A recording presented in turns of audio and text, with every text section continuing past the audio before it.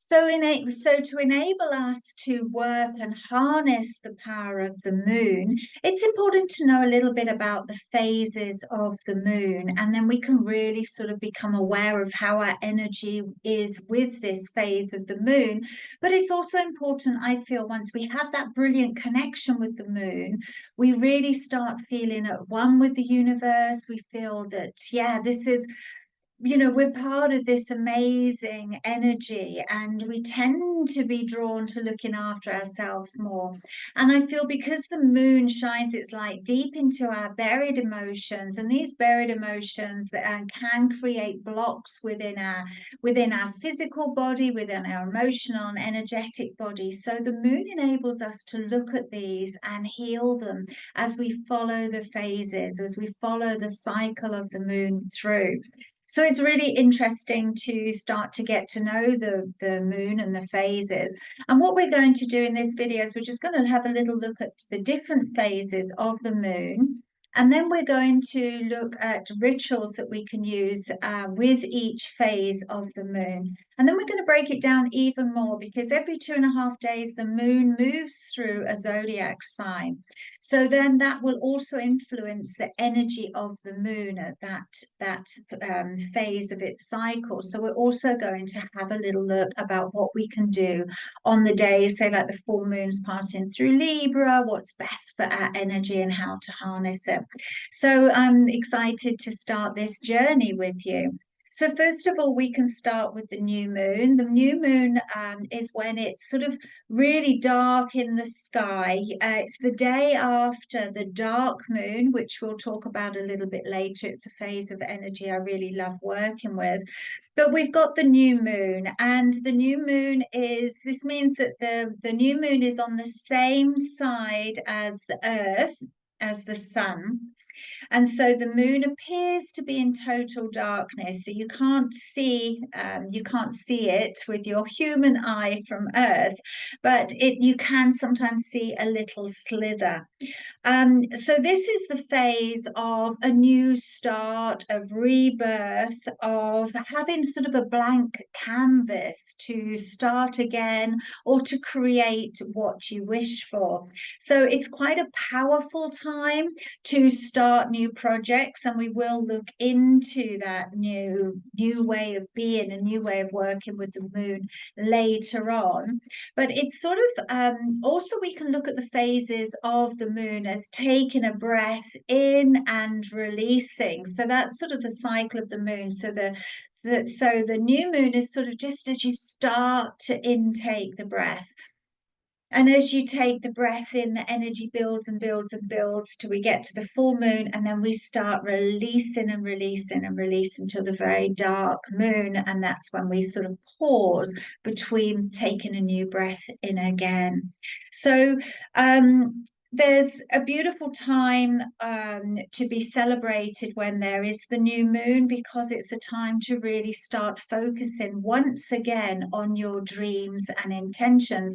And that's the great thing with this. I mean, sometimes we only look at our intentions once a year. On New Year's Eve, we sort of say, okay, we're going to create that this year. We're going to go to the gym every day. And by day 5, we've stopped. But when you follow the moon cycles, you can actually sort of check in with your intentions of change, a positive change and improvement on every phase of the moon. So it's lovely to have these steps.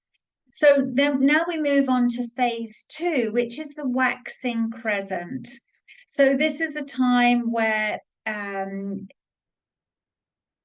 the Earth's point of view, the right side of the moon is illuminated like a backward C in the sky, like a little crescent, okay? And this means that the energy is increasing. So if you've set your intentions with the new moon, they're starting to grow. And this moon sort of holds the power to so we can even say we plant a seed in the new moon, and this is when the little roots of the seed start to take root, to become a little bit more solid.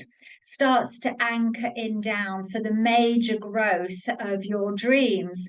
So this is when it's a time for sort of taking little steps towards your intentions, and focusing again on your vision as you go forward with this energy.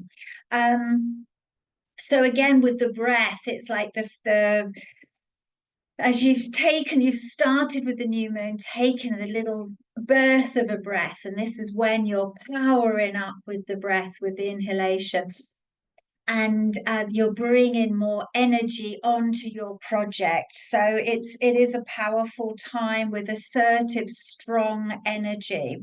And sometimes the only find the contradictory energy I find sometimes with this phase of the moon is that we all want to go so quickly. We tend to push this little phase. We want it all to happen. We plant the seed and then we want results. So this is a time perhaps to sort of really focus on your goals, but also have a bit of patience, because everything takes time. And then we come to the phase 3 of the moon. It's the first quarter moon, so it's like half lit. It's known also as the half moon.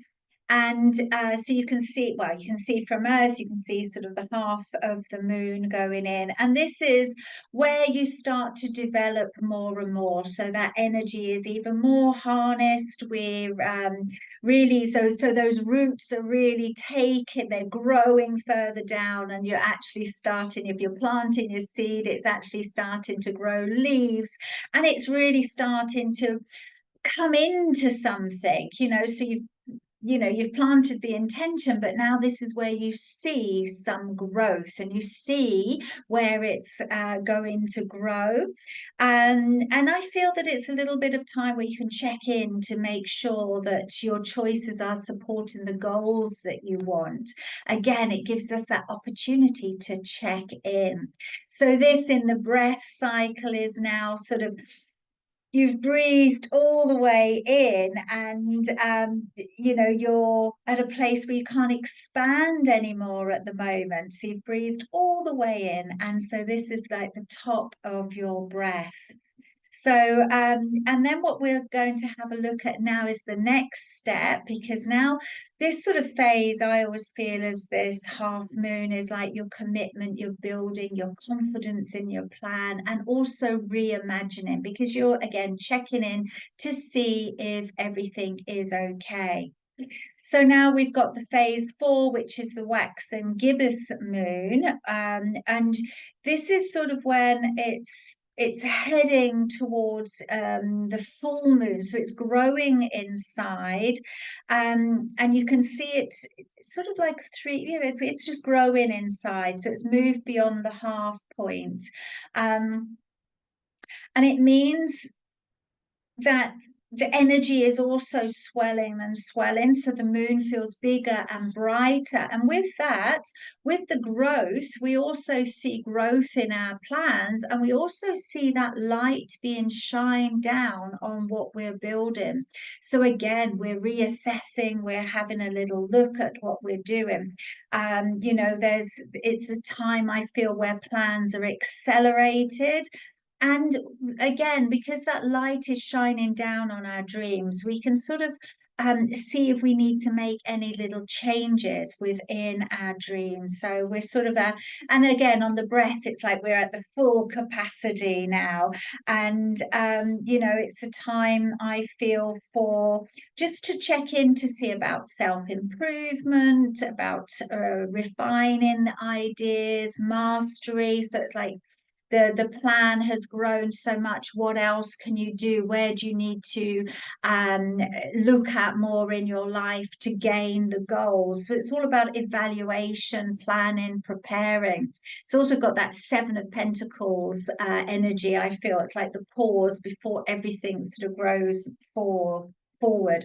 And then we come to the phase 5, which is the full moon. This is when, of like the picture behind me, the full moon is really bright. It's 100% illuminated, and you can usually feel the power. Sometimes you can feel a bit drained around the full moon because there is this really strong energy. And then at the full moon, the sun and the moon are the exact opposite sides of the earth. So the moon is in total illumination as the light of the sun is reflectable on its, or is reflected on its surface. And the moon sort of, I work with the full moon energy for a good 2 days, sometimes 3 days. But they're only at their very peak for a portion, small portion of this time. But I feel that you can sort of feel the energy coming up and building for the full moon for about 3 days. So there's a great time of celebration. So I feel it's a time that you can have a little look about where you've come, what you've built, how your projects are going. It's a good time if you're feeling social to be out with friends, to be sort of networking, maybe get brainstorming about what else to do with your plans. But it's a really lovely time. Sometimes, as I say, this is people can get quite drained. It can be a time where we need to ground because we can feel, because the moon controls and is in charge of sort of the gravity, and it influences, that's the word I'm looking for, influences the tides and water so much. And as we all are 60% or more water, it can really influence us, the way we're thinking and the way that we're being. So I feel that to balance out that energy where we may be feeling that pull, we have to really ground ourselves and center ourselves and sort of and so I feel it is a great time for reflection as well. As you look at all this light that's shined down on your life, it can help us really look at some deep emotions that we may have buried. But I'll go into that more when we look at the full moon phase. Okay. So yeah, the full moon leads up, leads up. So you've taken that big breath, you're at the peak, no more can come in. And now is the time where you start to exhale. So you start to just let go a little bit. So we come on to the phase 6, which is the waning gibbous moon. And this is where the moon sort of starts to lose its light from the right side, and the moon is now on a journey to descend. So it's like the breath deflating, or a balloon deflating. So it's a nice time that you just feel it's now a time where with plants they sort of start to flourish and bud and the flowers come out. So I feel it's a time again of reassessment, of pruning back, of starting to release things, of letting go of things that don't serve the project, and literally, yeah, just nipping things at the bud so they grow differently perhaps. So it's not a time for starting something new. You're still continuing on this sort of these same intentions, but just reforming them after you may have been shown with the full moon where you're at and where you're going, where the project is, and perhaps things that aren't working. So you don't give up on the intention, but you can just start to change it. So again, all of this, what it's doing, I feel, is that when you want to manifest anything, sometimes we expect either immediate results, or we put our intention out and then just sort of forget about it, or we don't work with the energy to enhance that seed of intention or seed of manifesting. And following the moon all the way down, all the way around, you can really have a look. So you plant your seed, you put your manifesting wishes out, you take slow steps to help your intentions to manifest. And when at the full moon, you've had sort of 2 weeks of going through or setting this intention, you can look at where you are in relation to those manifesting wishes and change the plan a little bit. And also, this is the period when you start to let go. So that can be surrendering to your intentions. Now that we know what we've had to release with the full moon, we can then sort of start surrendering to the process of the universe and trust that our wishes are going to be brought into fruition. But if not, we can just sort of I feel it's a time where we relax, we release, and just sort of go with the flow a little bit. And also, we may notice that our energy goes down as the full moon is the peak of energy. We may feel that our energy starts to drop a little bit. And as we come to phase 7, which is the third quarter moon, again, this is when it's just really getting smaller and smaller in the sky. It's about, I think it's about 50% illuminated. So you can see there is a change in the sky. And again, this is the time where you're releasing, you're really just surrendering and working through the cycle like this. You're halfway, it feels. So this is when you're releasing the breath, you're sort of halfway to that next inhalation. So it is just really like you do with the breath, just letting go, knowing that everything's going to go forward with the cycle, because when you let go of your breath, you also have your lovely, the next inhalation's going to come. So it's sort of being able to just let go, to trust in the process, and to keep clearing, reevaluating, descending, and also shedding. So sometimes we start with this thought of manifesting, and then as we go to the full moon, we do release some of the things, but then we just carry on that shredding down until we come to phase 8, which is the waning crescent moon, which is when the moon has shrunk to about, so again, you're coming back to that slither. That's the only way to describe it, the crescent, um also known as the balsamic moon. So, and this is all about stepping into the area of being, because it's a soothing moon. You're going back into the darkness, so you've had your perhaps time in the limelight, being high energy with the full moon, and now you're going a little bit into darkness. This may be a time where you want to disappear, go within a little bit more, and do a little bit of healing, self-care. And it's a time within, if we're going into sort of like when you've planted the seed and it's coming to fruition, it's being pruned back, and this is sort of like when it sort of withdraws and lies dormant for a while.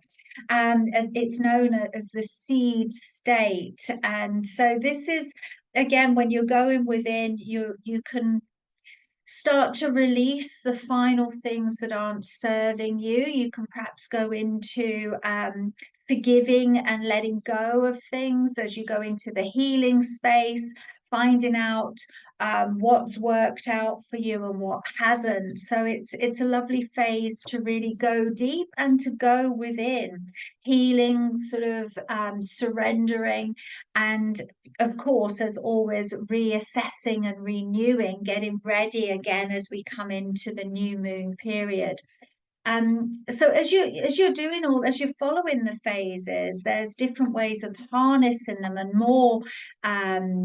more deeper ways to working with them. But so this just gives you an idea.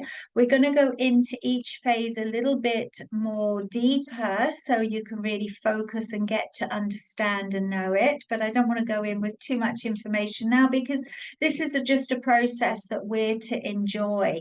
And so then as we work with each individual stage, you'll really get to understand it and then bring it into practice in your day-to-day life. So I hope this has been informational, informative, and that you'll enjoy working with the moon phases as much as I do. I love it, and I really notice it. I work as a psychic, so I really find as we go into the end period is the dark moon, when we're withdrawing and into ourselves, we find that we can really find the answers within. And we also pick up on a lot of information for other people. So it's a lovely tool again to work with. And it's just knowing where these phases are going to fall in your life, and then you can start planning around it. So if you've got to go out to a big social event, you could perhaps put it in for the full moon, where you're going to feel full and ready to see everybody, as opposed to, as we're coming up to sort of the end period of the phases, where you're going into the dark moon, where we tend to withdraw a little bit. But it's really nice to understand that, because some people can feel that at the new moon. You can feel it's the new you, you're ready to get out there. And other people get tired around the full moon. But it's really great to become conscious of how we're feeling through these different phases, because then we can plan different things. You know, if you've got a book launch or a film, or, you know, you're doing something that you want to put out there, then the new moon's a great time to start projects. But if you want to withdraw from somebody, you want to sort of say no to things, then when you start pulling away on the dark moon, it's a really fantastic time. So anyway, we'll go more into that. I don't want to put too much on one video, because if not, it might get a little bit complicated. So I thought it'd be easier, almost like reading a book. So we're going to break it down into different chapters. So we'll look at first of all, how to harness a little bit more of the magic of the moon by harnessing our moon guides and doing some lunar breathing, and maybe even looking at a couple of ways you can harness the moon in general, which can also be making some moon water and doing some tarot readings or card readings. And then we're going to the different, separating and breaking down the different phases of the moon and having a ritual for each one. Okay, many blessings, and I shall see you soon.